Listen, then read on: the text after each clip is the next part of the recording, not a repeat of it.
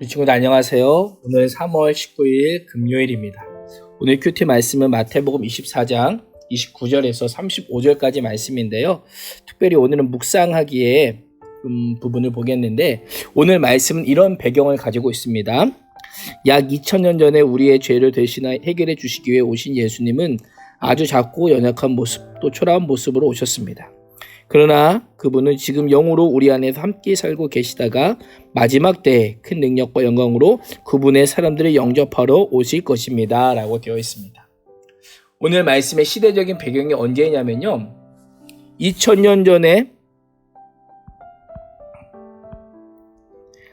보시면 2000년 전에 우리의 죄를 대신 해결해 주시기 위해 오신 그 예수님은 과거를 다루고 있다면 지금 영으로 우리 안에 살고 계시는 분, 이 부분은 현재 또 마지막 때의 큰 능력과 영광으로 오실 그분은 미래를 시간적인 배경을 하고 있습니다.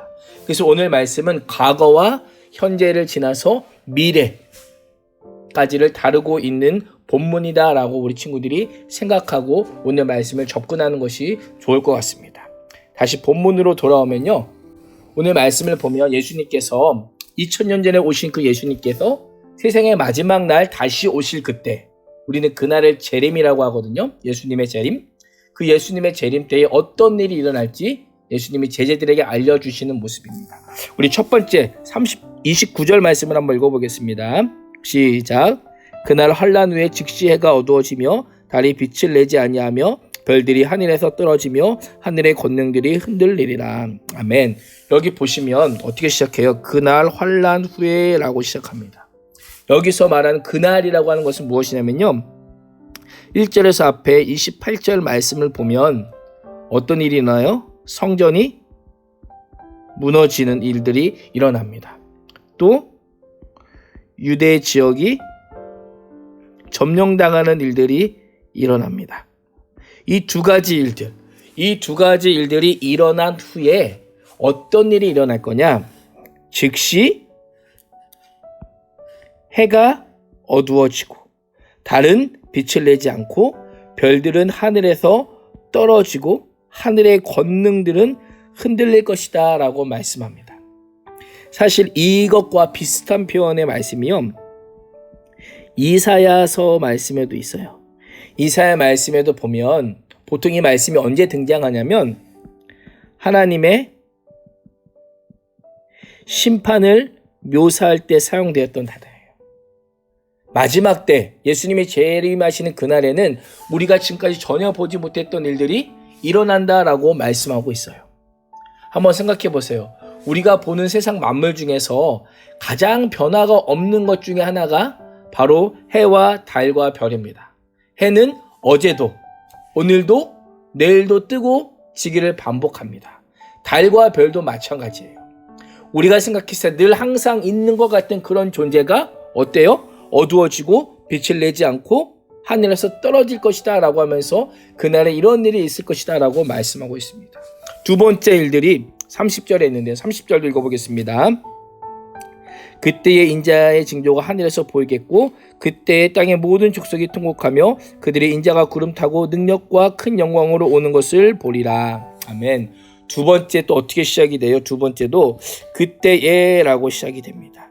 앞에 이러한 일이 일어날 때에 29절에 해와 달과 별에 이런 일이 일어날 때에 인자의 징조가 어디에서 보이겠고 하늘에서 보이겠고 그리고 그때에 잘 보세요. 계속 시간적인 부사가 나와요. 그때에 땅의 모든 족속들이 통곡하며 그들이 인자가 구름 타고 큰 능력과 큰 영광으로 오는 것을 보리라. 중요한 표현이 무엇이냐면 여기서 땅의 모든 족속들이 통곡한다라고 하는 표현입니다. 이 통곡 한번 생각해 보십시오. 왜 통곡이 일어날까요? 보통 언제 우리가 통곡하고 슬퍼하지요? 두렵고 힘들 때에. 이때는요. 믿지 않는 사람들, 예수님을 믿지 않는 사람들에서 공통적으로 일어나는 현상이 무엇이냐면 심판에 대한 두려움과 심판에 대한 공포로 인하여서 통곡함이 일어날 것이다 라고 말씀해 주고 있습니다. 왜요? 본능적으로 사람들은요 죄인이라면 자신에게 임할 심판을 알 것이기 때문입니다. 이것이 믿지 않는 사람들에게 일어난다면 믿는 성도들에게는 어떠한 일이 일어날까요? 우리 31절 말씀 같이 읽어보겠습니다. 31절입니다. 시작. 그가 큰 나팔 소리와 함께 천사들을 보내리니 그들이 그의 택하신 자들을 하늘 이 끝에서 저 끝까지 사방에서 모으리라. 아멘. 어떤 일이 또 일어난대요. 여기서 그가 누굴까요? 그가 예수님이겠죠. 예수님께서 큰 나팔 소리와 함께 천사들을 보낼 건데 그들이 누구예요? 천사들이 그의 택하신 자, 예수님의 택하신 자들을 하늘 이 끝에서 저 끝까지 사방에서 모을 것이다 라고 말씀합니다. 중요한 것은요, 하나님께서 택하신 자들이 어디에 있든 어떤 상황이든 무엇을 하든 천사들이 주님의 백성이 어디에 있든지 다 찾아내어서 주님께 모아 올 것이다 라고 말씀해요. 혹시라도 나만 빠지면 어떡할까? 내가 학교에 있다가, 내가 뭐 학원에 있다가, 내가 화장실에 있다가, 내가 다른 일 하다가 혹시 나만 빠지면 어떡하지? 걱정할 필요가 있을까요? 없을까요? 전혀 없다라는 거예요. 왜? 하나님께서 천사들을 보내어서 어디에 있든지 다 모으실 것이기 때문에. 오늘 말씀을 보면요, 예수님께서 예수님의 재림의 때에 믿는 사람과 믿지 않는 사람을 어떻게 해요? 분명히 보여주고 있어요. 택함을 받지 못한 사람들에게는 이 하나님의 말씀이 심판의 말씀이에요. 그러나 택함을 받은 사람들에게는 구원의 능력이 되는 말씀입니다. 우리가 살고 있는 이 땅에 선포되는 복음은요, 믿는 자에게는 구원의 말씀. 다시 한번 여기 써볼까요? 믿는 자에게는 어때요? 구원의 말씀인 동시에 믿지 않는 자들에게는 심판의 말씀이다라는 것을 우리는 알고 기억해야 됩니다. 우리가 그것을 믿기 때문에 오늘도 이 세상에서 핍박과 유혹을 참으면서 예수 그리스도를 믿는 좁은 길을 걸어가는 것입니다. 그래서 예수님께서 마지막으로 이 무화과 나무 비유를 통해서 우리에게 중요한 한 가지를 알려주시는데요. 32절 33절 말씀 함께 읽어보겠습니다.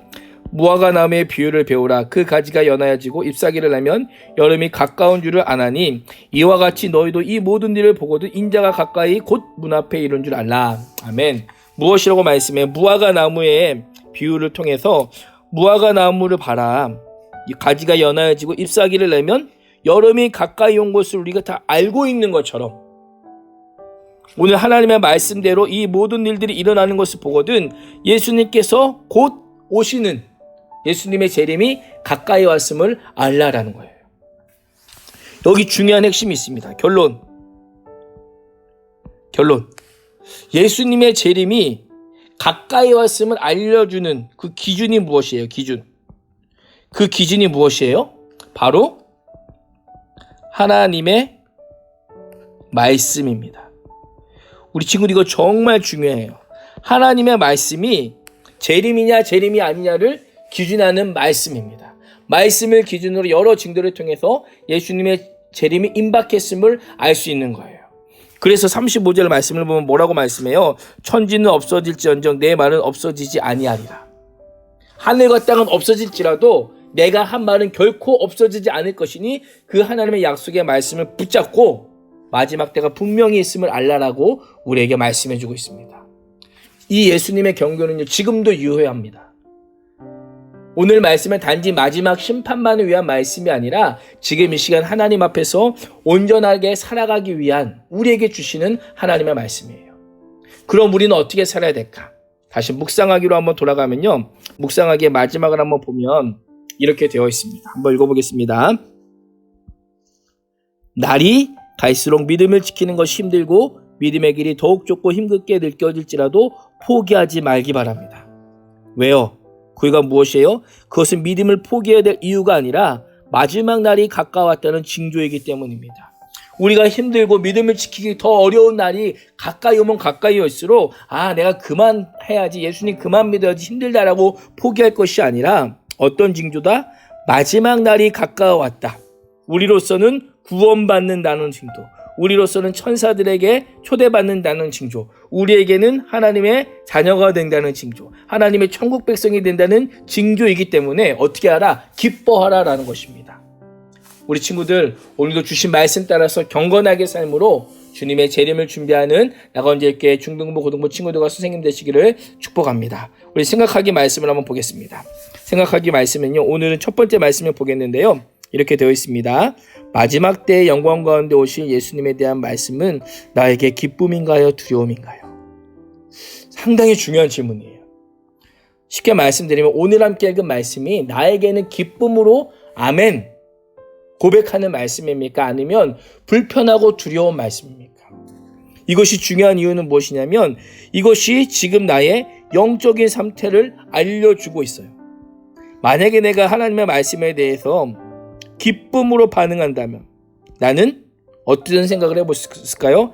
하나님의 자녀예요. 근데 이 말씀이 두려움으로 또한 공포로 다가온다면 나는 하나님의 자녀의 모습이 아닐 수도 있다라는 거예요. 중요한 건 뭐예요? 예수 그리스도의 믿음으로 고백하고 따르는 사람이 오늘 아까 말씀이 알려주셨죠. 마지막 때는 기쁨이요 영광이지만 그렇지 않은 사람들에게는 뭐였어요? 아까 말씀한 것처럼 통곡이 있었습니다. 통곡. 왜? 심판. 왜? 저주. 왜? 지옥. 그래서 그들에게는 이 마지막 때가 고통이요 두려움이었습니다. 그러나 하나님의 자녀인 우리에게는 어때요? 이때가 기쁨. 왜? 천국 백성이 될 것이기, 완전한 하나님의 자녀가 될 것이기, 하나님 나라에 들어갈 것이기 때문에 우리 친구들의 마음의 영적인 상태가 어떠한지를 한번 점검하면서 예수님의 재림을 기쁨으로 맞이할 수 있기를 소망합니다. 기도하겠습니다. 예수님께서 이 땅에 다시 오셔서 택하신 자들을 모으실 때에 두려움과 통곡이 아닌 기쁨과 감사로 주님을 맞을 수 있는 준비된 믿음의 자녀가 되기를 소망합니다. 오늘도 주님의 다시 오심을 믿으며 나에게 주어진 믿음의 길을 걷게 하여 주시고 마지막 날을 준비하는 믿음의 자녀로 살게 하여 주옵소서. 예수님의 이름으로 기도합니다. 아멘.